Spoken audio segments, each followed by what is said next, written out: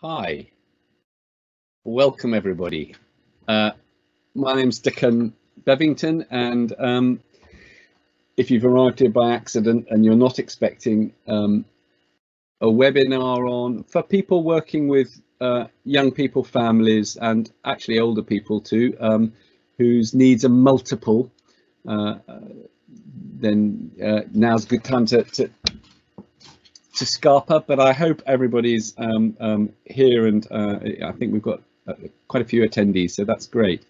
We're going to talk today about mentalizing, which is just making sense of behavior remotely, to try and address the reality of what's happening for us all in the world. And there's lots of other things happening in the world, which I hope we will be able to address a little bit as part of the talk. But let's just do some introductions. My name's Dickon Bevington. I'm a child and adolescent psychiatrist. I work in the NHS in a wonderful team in Cambridgeshire, working with young people with multiple problems, drug and alcohol being one of them. And I'm medical director at the Anna Freud Centre, where I'm one of the people involved in this program AMBIT, adaptive mentalization based integrative treatment, but we don't need to worry too much about the long words. So it'd be great if those of you who are here could try and explore your desktop and find the Q&A button and just post a little hello. If you want to put your name, that's fine. If you don't, but just tell us kind of in a one-liner if you want, kind of who you are and what sort of thing you do, so we get a bit of a sense that there's a community of people out here that are interested in these kind of difficult questions. A little bit later on, I'm going to be introducing two really fantastic friends and colleagues, Ros Law and Rebecca Smith. So I'm mainly going to let them introduce themselves because they're more articulate than I am.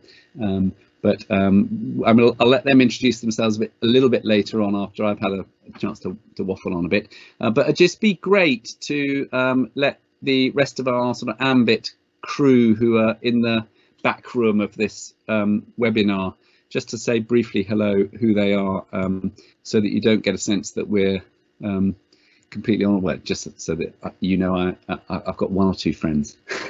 So Liz, I don't know if you can cue people up to say hi. Hello. Hi everyone. Hi, my name's James Fairbairn, and I'm one of the AMBIT crew in the background. I'm one of the training team at the Anna Freud Centre for the AMBIT programme, and I'm going to be in the background responding to questions. So lovely that you're all here. Hello, I'm Marianne. I'm the assistant psychologist to the AMBIT team. I'm going to be manualising some of the discussion this evening, so sort of recording the discussion so that it can be available in the AMBIT manual. So that's my role this evening.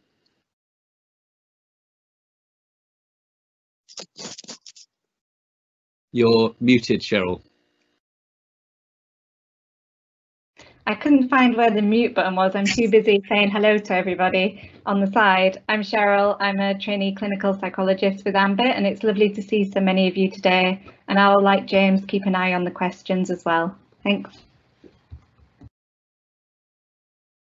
Hi, I'm Liz Cracknell. I'm one of the joint programme leads for AMBIT at the Anna Freud Centre, and I'm kind of in the background being a producer, supposedly. I'm not quite sure what that means, but kind of, yeah, moving between the different videos. So we'll go back to Dickon now. Okay, so Liz, are you able to bring the slides up, or should I do that?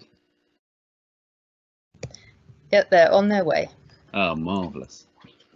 Okay, so I'm going to do clever things here, or not. Okay, so this is a title full of all kinds of kind of crazy words and jargon, which is actually weirdly what we try and avoid doing, but we're clearly, like many other things in life, not brilliant at it.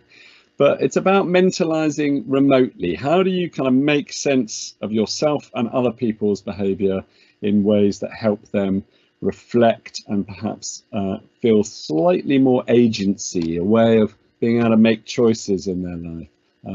When particularly we're struggling to work by remote means, through video, through phone, and through sort of socially distanced working. Active planning is one of the tools that Ambit talk and think a little bit about, and I'm going to just spend a little moment just kind of orienting ourselves to that. So some of you will already know a little bit about Ambit, and this is not a full-scale lecture on Ambit, but just to kind of get the context right, I suppose. There's plenty more to look at. If there's a website at the top of this slide, manuals.annafreud.org/Ambit. All our work's open source and freely available, and it's all been developed really in a kind of collaboration with multiple workers, multiple teams across the UK and internationally. And it's a model that's designed to change and adapt and well, alternatively get better or get less clunky and difficult. And I'm proud of what's come, because what's come has been through multiple dialogues, and things will improve further. But what lies at the heart of Ambit is this word, this state of mind, mentalizing.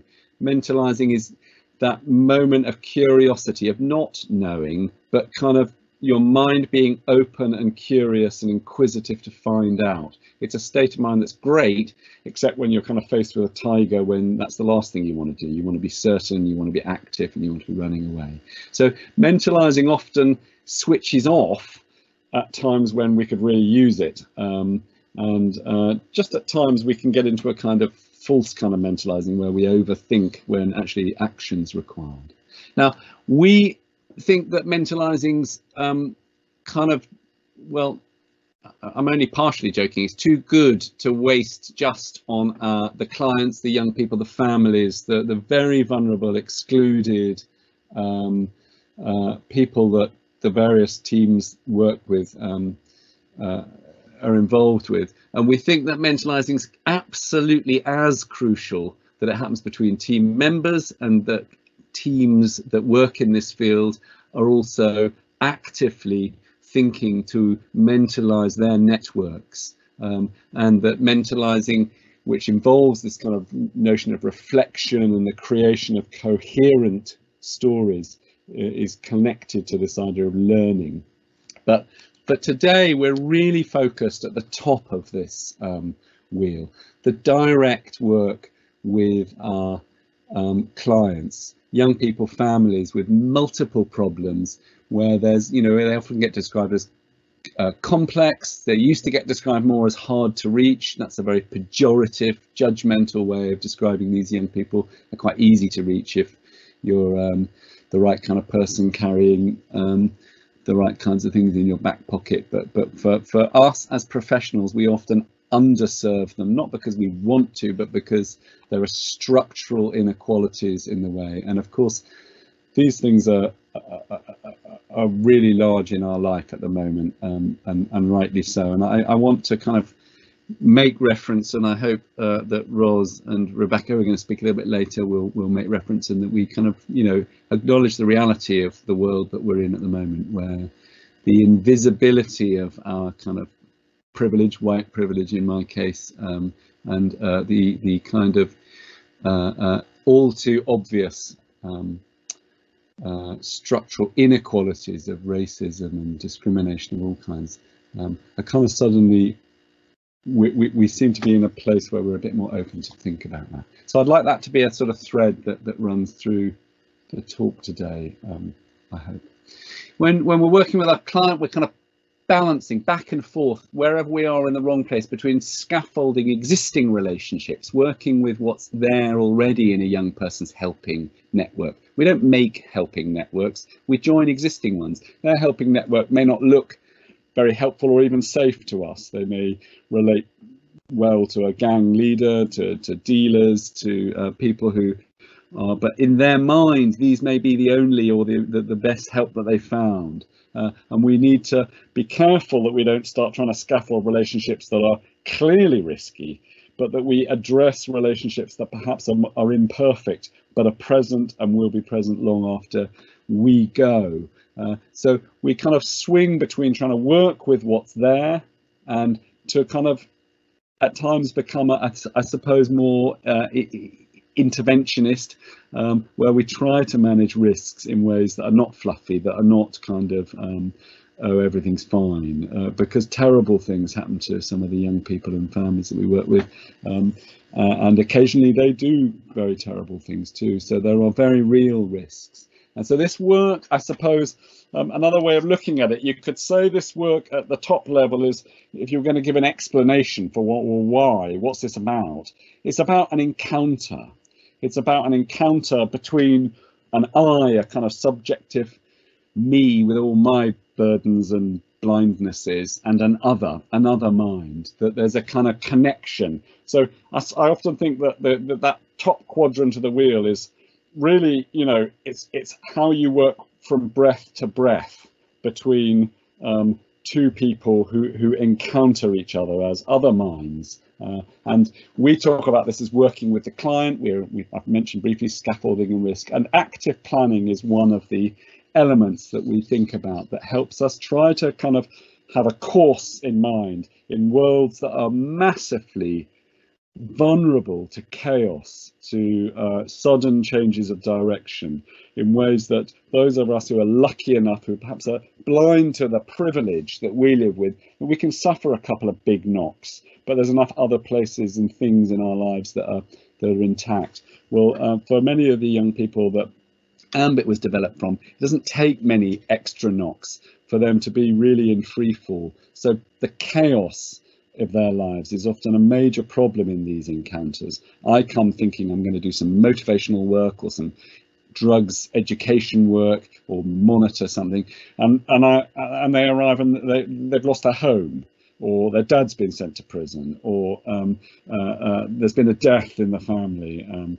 So things happen that are real, and that's problematic if we're too programmed in. Just to very briefly say, in the teams are really there for coping, for workers to help cope with the shocks and the unbalancing of those kind of face-to-face encounters. Encounters happen breath by breath. Teams kind of work at the time scale of a kind of a meeting's length, don't they? It's like, what do I need to help get me back in balance? I've got a role. Me as a practitioner that I can think of objectively has responsibilities and a role, one of which is to make good, kind of intense, realistic relationships with a young person, but not get lost in that.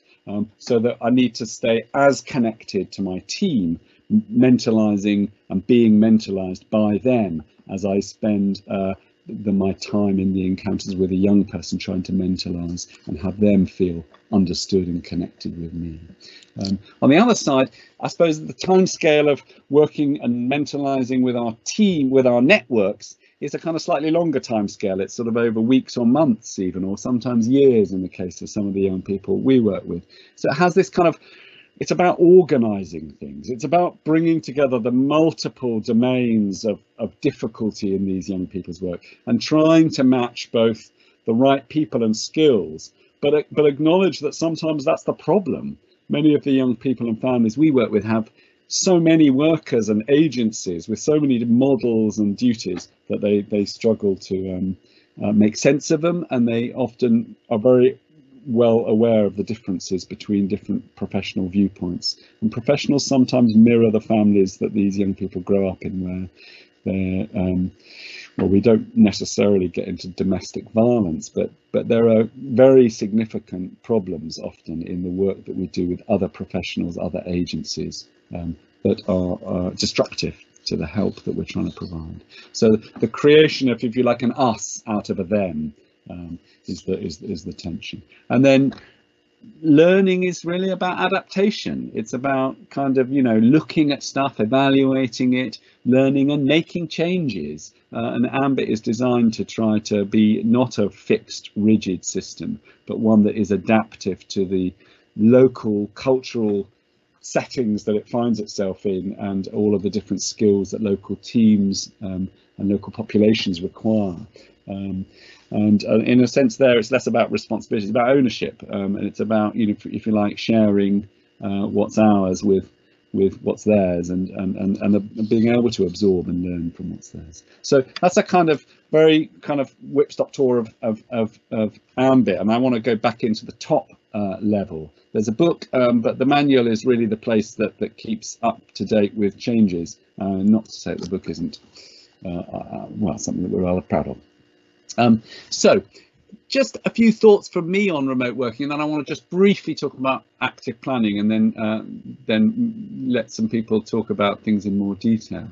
I mean, I think working remotely in the COVID crisis, weirdly, it goes in both directions. It's a kind of bifurcation. There are kind of increased accessibility in some senses and decreased in other. One of the problems that I know Rebecca certainly is going to be talking about is, you know, a lot of the young people we work with, they don't have access to a mobile phone. They've sold it, or it's broken, or they don't have access to an account that has data that they can do video calling with easily, and there isn't internet on their thing. There's all kinds of difficulties around, you know, the intimacy that is involved in, you know, kind of literally entering a young person's bedroom, which might be the only place where they have privacy. But on the other hand, there's kind of quite a lot of experience, and I'm be interested to hear from the audience too, whether this is the case, that there are other young people who say, I can say more on a phone, through text, through video, through speech, than I can when I'm with somebody. And we often talk about, you know, narrowband and broadband, and, you know, the real broadband is sitting face to face with somebody in a room. That's seriously broadband in terms of the volume of information and the sheer number of potentialities that are there in the room. You know, say the wrong thing and I might punch you. That doesn't happen down a phone. So for some young people, that broadband of being right face to face with someone is very overwhelming. And what we know about mentalizing is it's a kind of seesaw. Too much anxiety and the mentalizing goes down, calm down and your mentalizing comes back. So that actually there's some ways where talking through a sort of hose pipe where rather limited amounts of information and data can come through gives yet some young people a sense that they can think more, they can kind of sequence their thinking more than they can if they're face to face in a room. Not always, and difference is rich place to look. So I think there's some specific challenges and there's some opportunities in remote working. I think that it is more explicit that mentalizing is hard when you're trying to talk down a video phone. Right now, I'm aware of the fact that there are minds out there, but the only clue that I have that there are minds out there is this kind of little tiny hole there, which I presume these minds are there. You may have all disappeared, and because of that, it's kind of much more explicit that I can't really make sense of whether I'm making sense to you. One of the things that these video platforms give you is a video of yourself, which is kind of strangely mesmerizing. And I've checked with other people, it's not just my narcissism, that this is kind of fascinating. In face-to-face conversations, it would be the equivalent of me having a kind of mirror on my shoulder, or having you hold a mirror on your shoulder so that I could see my face while I'm talking to you. And that creates contexts where I can start to think in rather concrete ways about what I must look like to you coming through this tiny little pipe that I'm talking into. So there are kind of prompts, therefore, for us to sort of slow down and go more carefully, prompts to work harder at broadcasting and to kind of tune in. And, you know, maybe in some ways permission to kind of get this wrong because it's video, nobody knows how to do it. Okay, active planning very quickly. We think of active planning as trying to describe the dilemma for the poor worker, who here is represented by this toy, a Weeble that wobbles but doesn't fall down, we hope. Because there are three positions, we think, in the kind of work that well, actually probably with everybody, but particularly with these young people, that are kind of easy for us to get stuck into one and lose the others. So the first I want to talk about is, the notion that, making and enacting plans. The evidence is completely compelling that going into this kind of work with no plan is the equivalent of saying the treatment is just me and my charisma. And there's no evidence for that. In fact, there's quite a lot of evidence that it's really not a helpful way to work. So some kind of planning, some kind of pole star that we can be sailing towards is critical. A boat needs to be moving in order to have kind of the ability to steer at all. And that's what the making and the enacting of plans is about. But plans done on their own becomes very, what in our jargon, teleological. It's just stuff that gets done to people. And the young people that we're working with are not particularly comfortable for things being done to them. And I'm thinking in terms of Black Lives Matter and the way that we kind of, we have occasionally done stuff, which is completely unhelpful as far as I understand it from my limited position of understanding. Stuff gets done rather than an understanding being brought.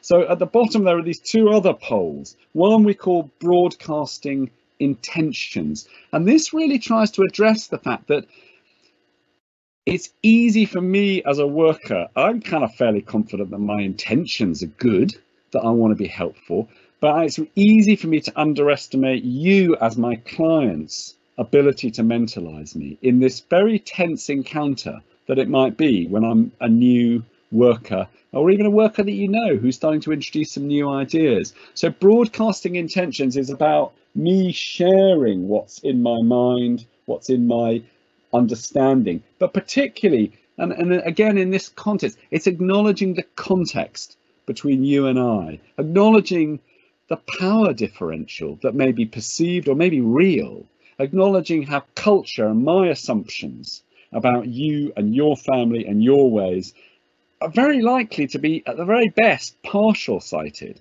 and they might be completely blind. That, if you like, we're trying to promote this idea that I've got to put my stuff on the table because you have a right to look at it and kind of have some thoughts.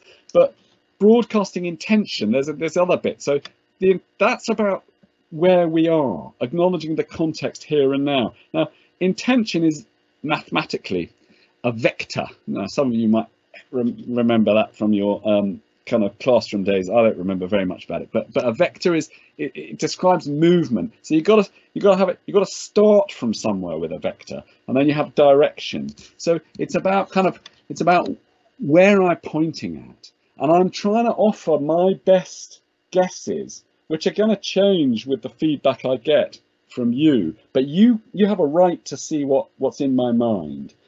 So we do that humbly. We do that with kind of humility and transparency. The most common broadcasting of intentions that I make is just the rather bland but incredibly important statement. I want to be helpful. And if the young person says, I don't believe you, then we have something to talk about. Then I'm in a relationship. On the other hand, if I get stuck in broadcasting of intentions, those who learned a bit about mentalizing will know that that's a classic case of what we call the pretend mode. It's just blah blah blah. It's words coming out of my head thinking, well, this is kind of what I'm about, that might have zero connection to the client, the person I'm trying to attend to. So sensitive attunement is, if you like, my capacity to shut up and listen to what's coming, in this case, out of this tiny little pipe, which is not very much at the moment. So I'm kind of guessing, but we think in terms of, really the young person needing to have an experience of feeling viscerally understood. That moment when a young person says, that's what I'm talking about. That's what I'm after. You've described it. That's rare. But when you get that, you've created this door opening in our minds that opens to kind of learning, curiosity about what else I've got in my head, if I can get to that moment where the young person perceives themselves as having been seen, recognized. And of course, they've got intentions. I've got to be curious about where they're pointing at. what are they about? What are they after? If they want to go east and I want to go west, we've got a problem. But we may find that there are kind of accommodations that can be made, and it's that kind of creation of a kind of co-created plan that active planning is all about. And we might want to start to sort of shuffle that into stuff that this is the cheapest version of Maslow's hierarchy of need in the known universe. Now at the bottom, what needs to be done now? I might have stuff on that plate that the young person says, no way, no way. But we've got to kind of work it out. We've got to be honest. What we might be thinking about next. And then the point is why.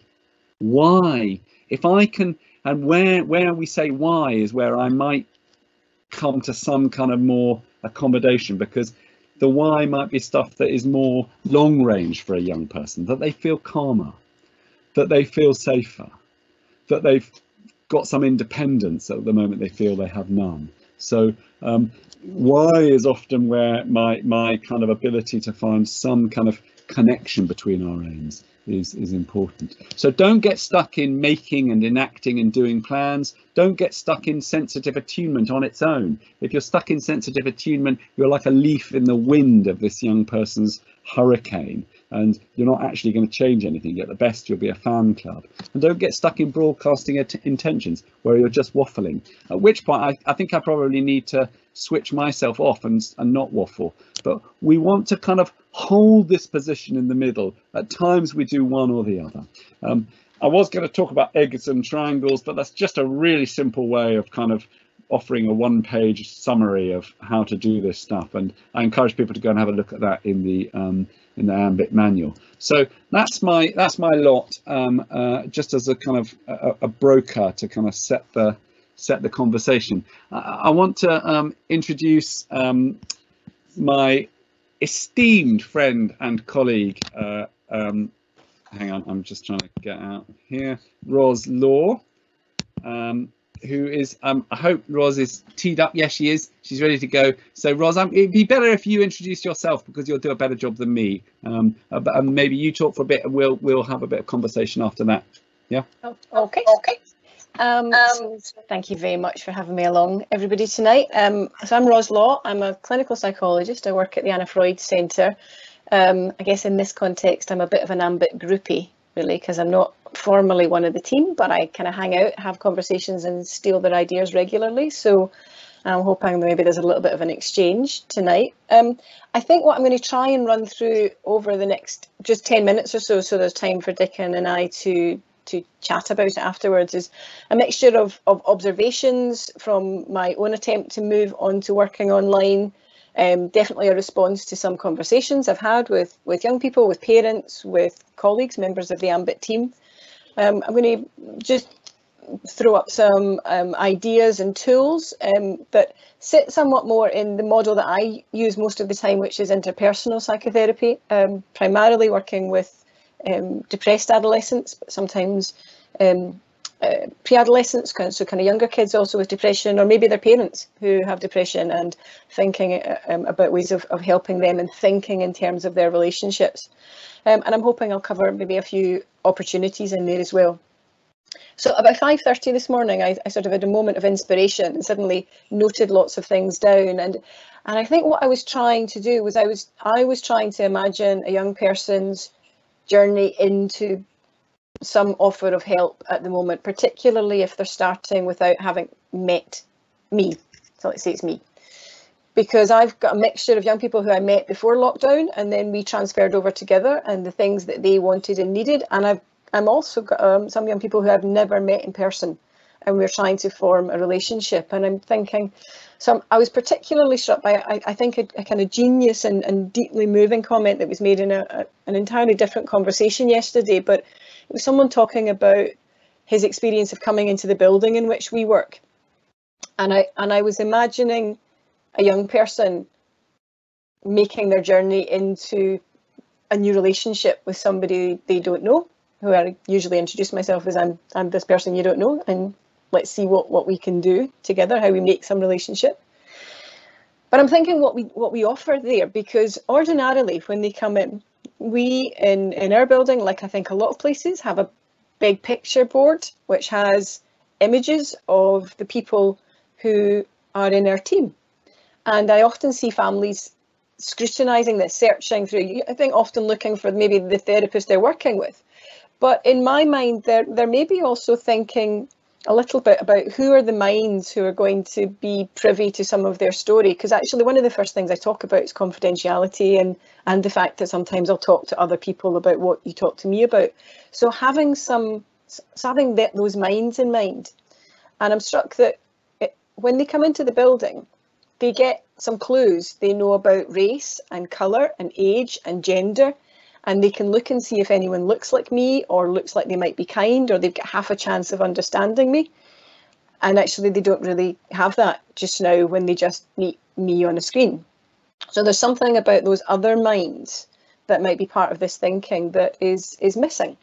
And it reminds me of a brilliant bit of feedback we got from one of our young champions in the Anna Freud Centre, and she transformed the way that I try and work and train the therapists I work with, because one of the things she said was, when people go to supervision, they talk about their supervisor, but that's my supervisor because they get my story. And so one of the things we did was we made videos of all of our supervisors so that they were introduced to the young people so that they met them as well. And I'm putting my hand up to say these are the things that I'm not doing just now, and I'm missing opportunities for kind of reciprocal mentalising of the minds that are involved. What I do, I guess, is when I first meet a young person, and one of the things online, and one of the things I know I do so much more now is I take so much more time talking about what I see and what I can see and where I am, and asking them what they can see, which is an absent part of the face-to-face discussion. So some of it is about, letting somebody know that if they keep holding their phone that way, I'm going to have the next 50 minutes talking up their left nostril, and that's a bit distracting. So we kind of work out how to see each other. We choreograph our space so that we're considering what's available. We consider. I certainly have to give feedback. If you're going to be on your phone quite often, I'm going to get motion sick because it's moving around all the time. So how do we help each other to keep seeing and staying with each other? But we also talk a lot more about the other minds, the other ears that are in the young person's mind. So I have had a lot of conversations, I'm sure as we all have, about, are you in a safe space? What is your preferred space? Because actually, it's not just that it's online in your home. So I've had conversations about whether it's safer to be walking around the park and strangers overhearing you than it is to be sitting in your bedroom, because your parents' ears and minds are through there and you don't want them to know that stuff, and negotiating where that space can be created. So there are lots of minds that I'm meeting and considering in different ways, but also having to think about what happens if I disappear, because I don't just nip out the room during face-to-face, but I might disappear. I might pause. The sound might go down. The video might go down. What do we do? And yesterday I was having a conversation with a young person, and this running commentary we have now, so it's a kind of constant commentary about our mentalising, really, because I'd asked a question and I wasn't sure whether the video stalled or whether he was thinking really hard. And it gets to a certain pause, we think, I'm just going to have to say that. I don't know whether you're still there and thinking, or can you tell me what's happening just now? So some of that inquiring and sharing and saying, I can't hear this just now, this has stopped. So that it's a kind of running dialogue that I think is an opportunity to expand that mentalising and being present in the attempt. Now in IPT we do really quite a lot of it's not really heavily paper-based therapy. There isn't kind of homework and forms, but we do we like a graph, we like a questionnaire, we like to track what's happening there. And so one of the things that I want to try and do is share with you a bit of what we've come up with, and hopefully you can see just some of these things that I use. So for example, in the family-based IPT, one of the things we do is a thermometer where young people are asked what's the worst point of your week, what's the best point, what's it been like on average. And so we can kind of just dialogue with that. But also what we can just do is as I go into these forms and then I start filling them in according to what they're telling me. So we can create this image of what their week's been like. And sometimes it's all been the same. So we're creating an impression together. One of the other things that we do is we talk a lot about, we use this kind of idea of kind of traffic light systems of, we do think it's called a symptom wall. And it's a way to try and get a little bit beyond just the questionnaires and thinking a bit about, well, where are the worst things for you? Where are the things you've got a sometimes problem with? It's there, we need to pay attention to it, but maybe you've sometimes got a handle on it. And where are your strengths? Where are the positives of what's going on in your life? Let's capture them. And again, now the symptom wall is usually a little bit more complicated, but again, one of the things that I'll do is I'll use this to just go through and say, well, maybe that's one of my really tough things. Maybe that one comes and goes. Maybe this one actually, you know what, I'm kind of sleeping all right. And we start to visualize what the problem is, so that I'm just going to check if I can go back a little bit with this. That's sometimes what it might look like in the end, of just having some of the visual nature of what's being experienced jump off the page, and having that as a visual comparison that we can use, and we revisit that at different times to see if it looks any different. And I'm raising that just because one of the things that's happened when I've been talking to people who use IPT, they've sometimes got a little bit stuck with being online of, well, where have my forms gone? How can I do this stuff together? I'm going to just come back out of the images just now, but one of the other things we do is we have these concentric circles that map out relationships. We call it the interpersonal inventory. And I think it's related to the anxiety of being online. The number of therapists who've written to me panicking because the concentric circle template that I sent them was a PDF and they can't edit it. And I've had to remind them it is only 3 circles, you could draw it, but not quite being able to translate it into something else. And one of the things I think this has done is it's reminded me of the intention behind the tool.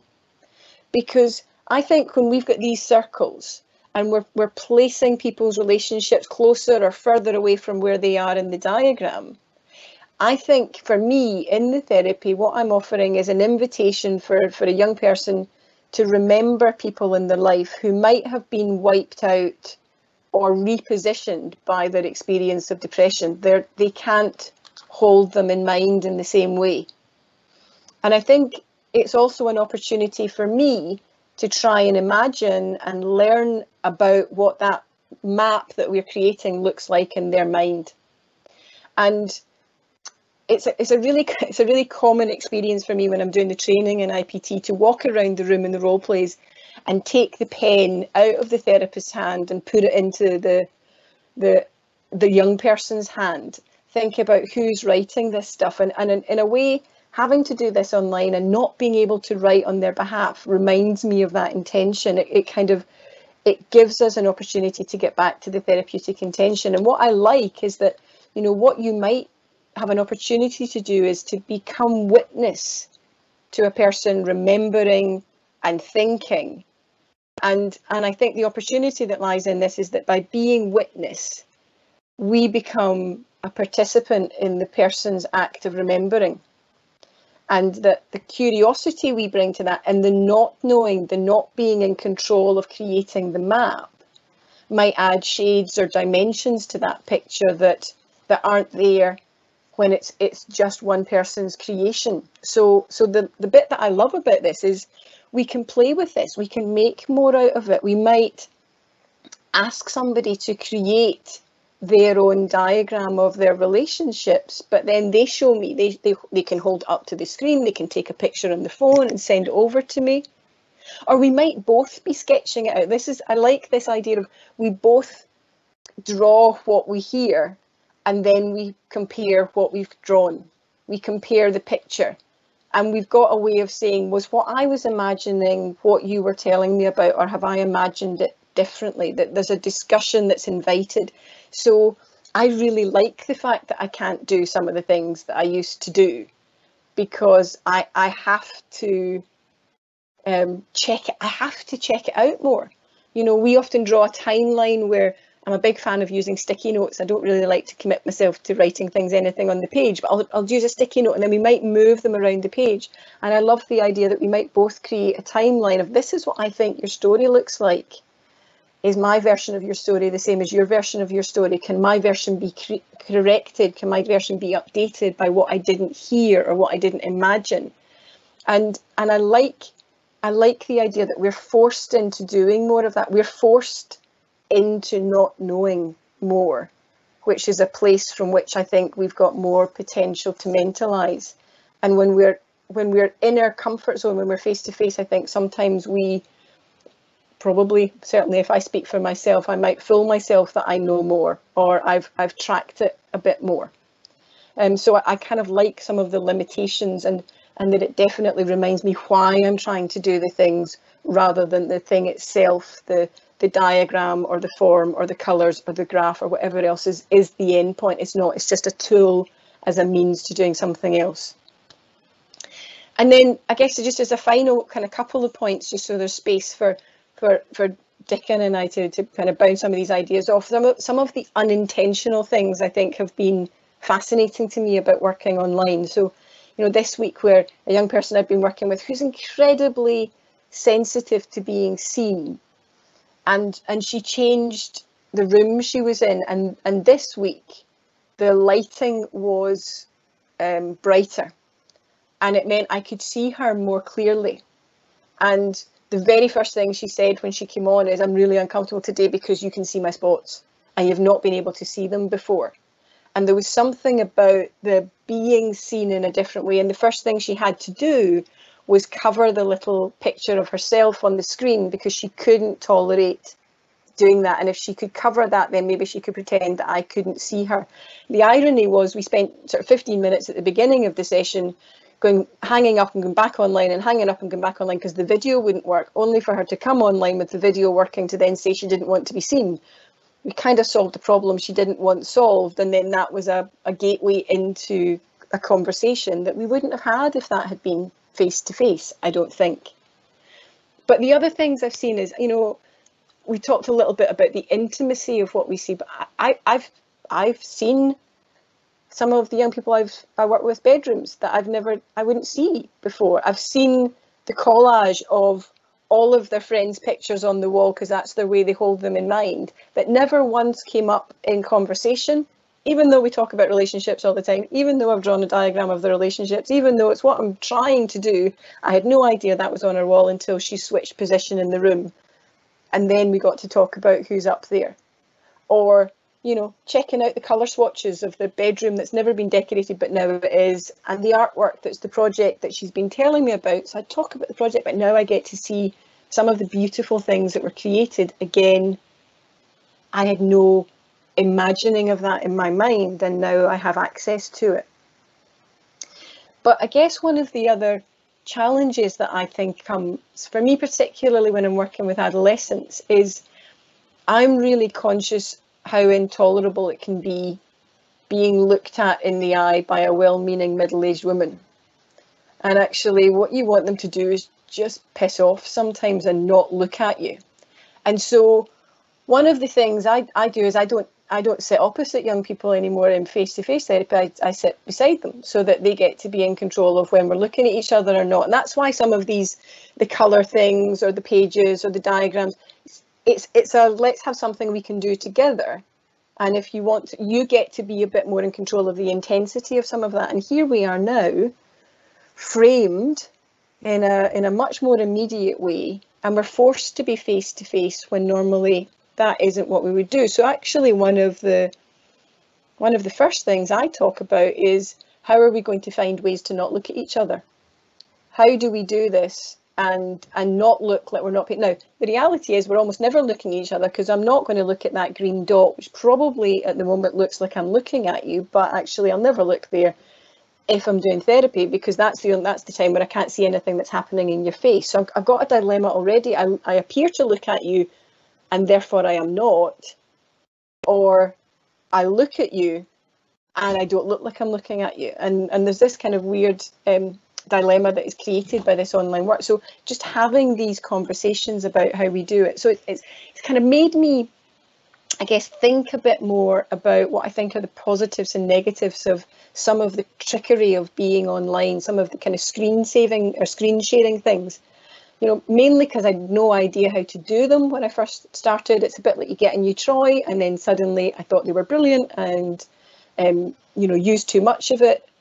There are opportunities, that visual tracking and creating things together, something being created in the moment that is new and is a result and is a reflection of our dialogue, I think is still a reality, is still a possibility. And I love that connection, that absorption is there. I love the opportunity that it brings to break up the intensity of seeing each other and being seen. Back to kind of, I think, what Dickon was commenting on, that experience of being seen or seeing yourself being seen. It's just about as agonizing as I can imagine for a depressed teenager, but that's the situation that they're forced into. So it breaks up some of that, because at the very least that big picture is taken down to a smaller image. But I think we have to work harder on this being kind of, I think we have to work harder on this being shared and being collaborative, because it also brings in a power thing that I'm aware of, that I'm the only one that controls the screen. I get to decide when a screen is shared, and I'm aware that sometimes I might forget and the shared screen stays up there and the person stays this little image, and I get to control some of that thing that I previously would have wanted the young person to control. So again, I'm putting my hand up to this is one of the things I get wrong, and the need to check preference. So I'm just conscious of time, and that's my final word, so it's perfect. Can we I want to just, because I love that idea that you're just saying I'm the one that gets to control the screen, and then suddenly a voice in a person. It's all about power. I just want to kind of bring things to an end and then bring Rebecca in, and then I think the three of us try and have a brief conversation at the end and leave time for questions. Okay. Sorry to interrupt. I was literally on my last word, so it was perfect. Okay, you're just saying that. I promise you I'm not. I could show you. Look, check preference. No, thank you, Ros. What I'd like to do is have conversation at the end, but there were so many things there that really were chiming with me, that this idea that there's some elements of working remotely that actually it does slightly change the playing field of power, with the young person having slightly more power in some ways as to what they show and what they don't show. And if I heard you right, and I think I did, that you were saying actually when our kind of, I don't know, call it power or call it our opportunities are kind of slightly shrunken, it creates, it's a bit like how, you know, when you're writing poetry or a rap, if you've got a rhythm or a beat or a time scale that you've got to keep to, it's a constraint, but it creates a place where you can be a bit more creative, and you have to be, because that's all you've got. And so those things kind of really struck me. Okay, I'd really love to bring my lovely friend and colleague Rebecca Smith. Rebecca, you're going to introduce yourself again, because I think you do it better than I will, but it's lovely that you could be here, and you're going to just talk a little bit about this same kind of territory, but from your slightly different experience. Thank you. Thanks, Dickon, and hello everybody. So yeah, my name's Rebecca, and I work, have two jobs. So I work for Wandsworth Local Authority as part of a team called Evolve, and Evolve works with young people and young adults up to the age of 25 actually, who are involved in many different forms of exploitation. So sexual, criminal exploitation, exploitation through gangs. They might have been victims, they might be perpetrators. And so my background is I trained as a probation officer, but now I work 3 days a week in my capacity in Evolve, and I'm also part of the Ambit team. So I deliver training as part of the Ambit team as well. And it's interesting listening to kind of Ros talking about the work that she's been doing, because it got me thinking about some of the similarities, but also some differences. And I think the main thing that I wanted to spend a little bit of time talking about was the fact that the work that Evolve does is largely kind of outreach based work. And I think there's something about outreach work that's kind of different. And I was, as Ros was talking, I was thinking, is it different, or is it just me and how I think about outreach work? But I suppose one of the things that we've spent quite a lot of time thinking about in the team is, you know, when the lockdown happened and we suddenly were in a position where we weren't able to go out and work with young people, you know, in the community, in places that they felt comfortable in, which is normally what we do with outreach work. We kind of go out and we have conversations. And I think sometimes the perception is, and maybe we think so too as workers, that that's kind of an informal way of working with clients. And then I was thinking about this, the active planning stance that we've been talking about, in terms of kind of having a plan and being very, you know, helping the client to understand and make sense of us and the way that we're working with them, and then also kind of paying attention to where they might be at. And we've got into a bit of a groove of doing that, and then lockdown happened and we had to put quite a lot of thought into how we're going to adapt our way of working. So we had all these great ideas on how we were going to use video calls and, you know, video to deliver interventions. And in some ways, we came up with kind of more structured ideas than we would do ordinarily in the work that we've been doing. But then we came up against some difficulty because many of the clients that we were working with, ones that we already had relationships with, wouldn't answer video calls. So we'd ring them on a video call, and then they wouldn't answer the video call, and then they'd ring us back on a normal call. So we were kind of faced with some resistance from some of them, and thinking about one of the responses that we've had to that is for us as a team to kind of just try and make sense of it. So what's going on here? Why are we coming up against this? And we had various guesses about whys. But I think the overwhelming feeling was that these were young people and young adults who were kind of suspicious, and that they weren't used to us working with them via video calls. It was unfamiliar. So we had to do a lot of work in kind of helping them to make sense of why we thought it was important for us to kind of have an opportunity to see them. And some of them have responded to it.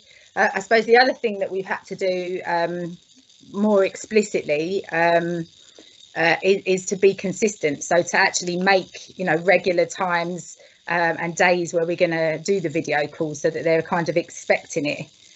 So some of the things that you know, that's what's worked. And there are other people in the team who've come up with some other really nice ways of doing things. So there's one of the practitioners in the team who's been sending kind of regular letters. She's designed these little cards that she sends out each week to let some of the young people who haven't really engaged in the way that she might have wanted to just know that she's kind of holding them in mind. I suppose the other thing that I wanted to say, and I've got my eye on the time, so I know we've not got a lot of time left, is that the other thing that we've had to do as a team to kind of manage some of this stuff is to connect with each other and to share ideas with each other more so than we would ordinarily. So staying connected to each other has been really important to us, and to just be brave and to be prepared to work with young people and with our clients wherever they're at, and not to kind of I think some of the resistance has come maybe from us as workers, you know, and does it feel okay to kind of video call somebody? You know, I remember having an experience of a friend of mine in my personal life, a friend of mine who I hadn't spoken to for a while, and suddenly my phone rang and it was like a WhatsApp video call, and I thought, well, I'm not answering that. I wasn't expecting that. So, you know, just what it brings up for us in terms of being in our own homes and that sort of situation. So something about us being brave and us being even more prepared to kind of be flexible and be creative. you know, just working with young people where they're at, and even, you know, some of the challenges, particularly at the moment, of kind of the attunement stuff. So, you know, how do we make sense of where young people are at when we're not actually seeing them? You know, how do we do that? We need to figure that out. We've been putting quite a lot of thought into kind of how we figure that out.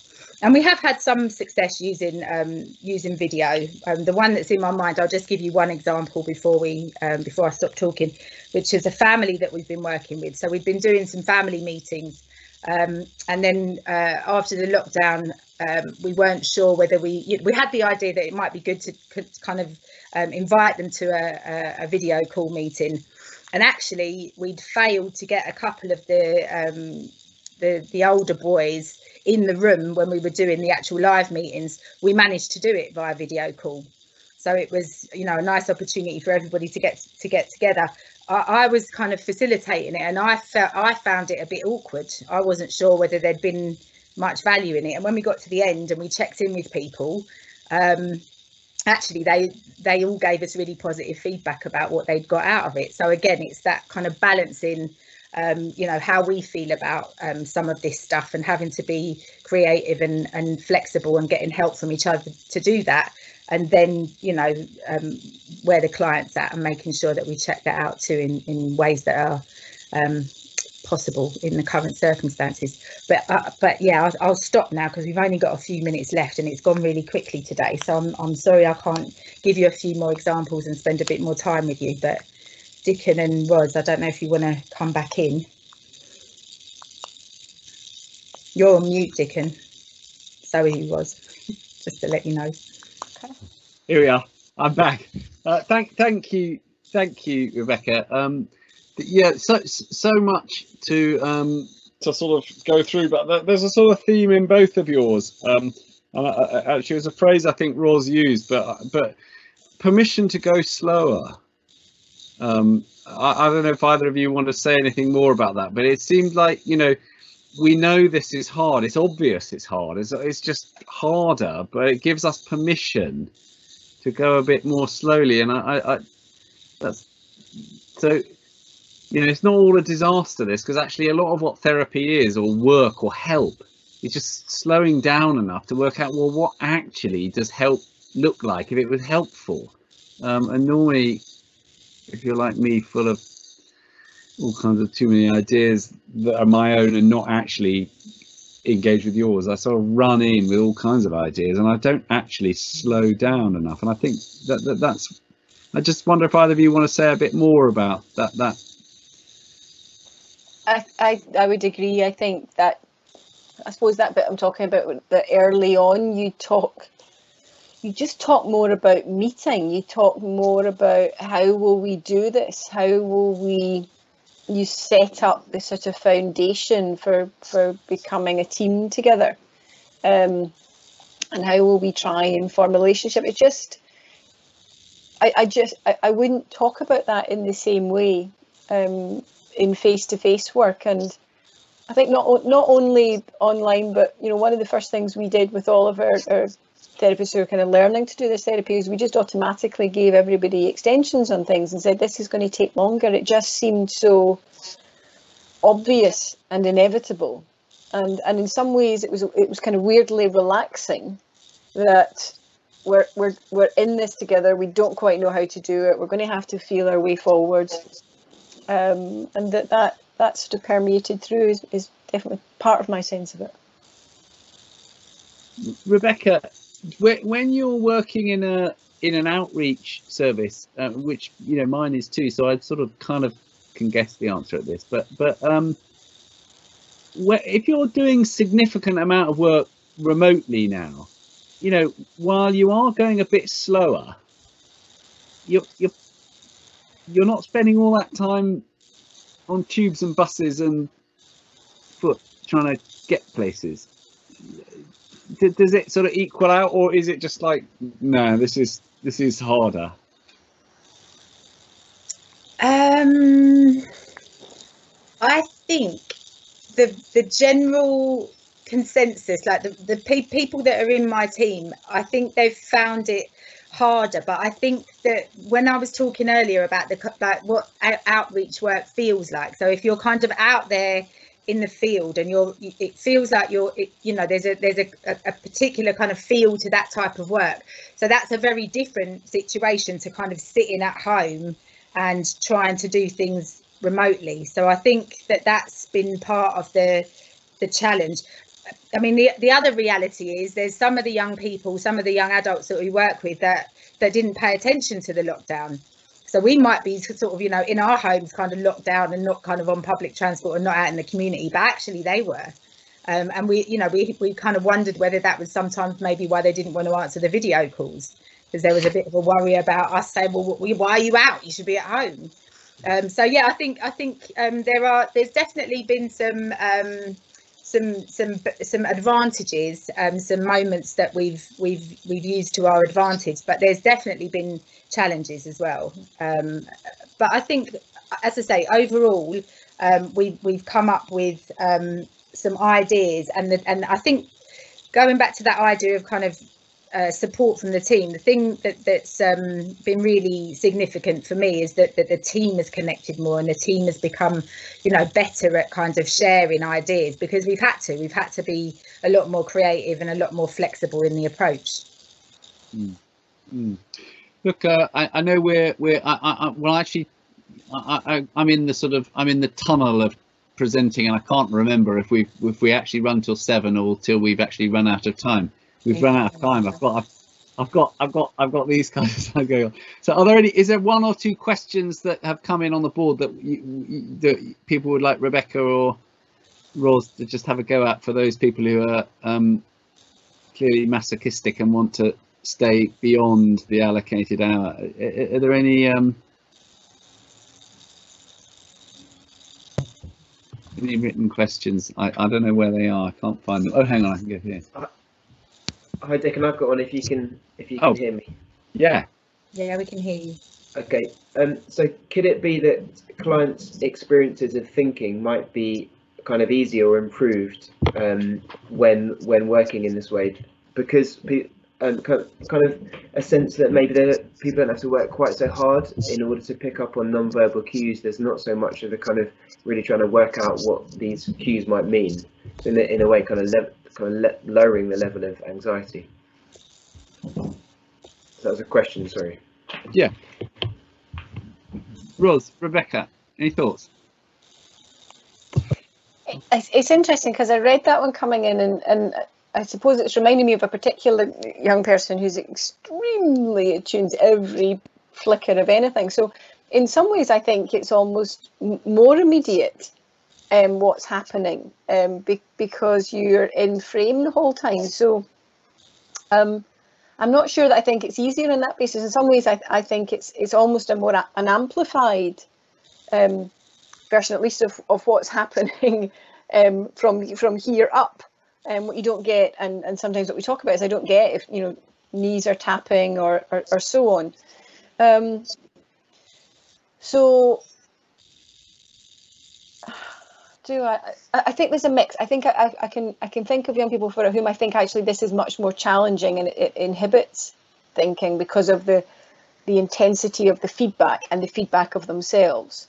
And there are others who I think actually just find the containment of it very helpful to just get down and focus. So I think it can go both. I've seen it go both ways. Rebecca, have you got any thoughts on that? Just I agree it goes both ways. Yeah, I think I'd agree in terms of people responding to it differently.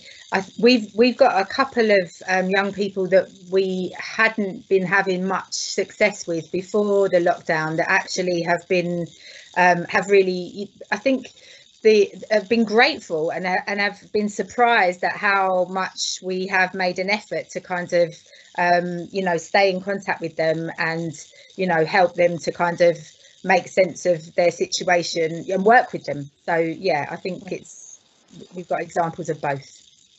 Yeah. So I annoyingly, appallingly chaired by me, we've gone over time, and there's plenty more questions, and possibly there's some written answers, but we'll try and address that, and I'm sorry that we didn't have time for as much Q&A as possible. Fail. But it's been lovely to have, I think, quite a few people actually, which is really incredibly lovely. And I hope that you've enjoyed Rebecca and Ros as much as we have here. It's really great to have, you know, two people who are really doing this stuff. So thank you, Rebecca. Thank you, Ros, and thank you for all of our colleagues who've been doing things in the background to make this sort of happen in a reasonably fluid way. And apologies again for my appalling chairing. But we hope you'll come back for the next one. I think it's in 2 weeks' time. Topic to be arranged, but we're kind of walking around our wheel, so it'll be something. Okay, thank you very much, and yeah, look after yourselves and your own and other people who are different. Thank you. Bye.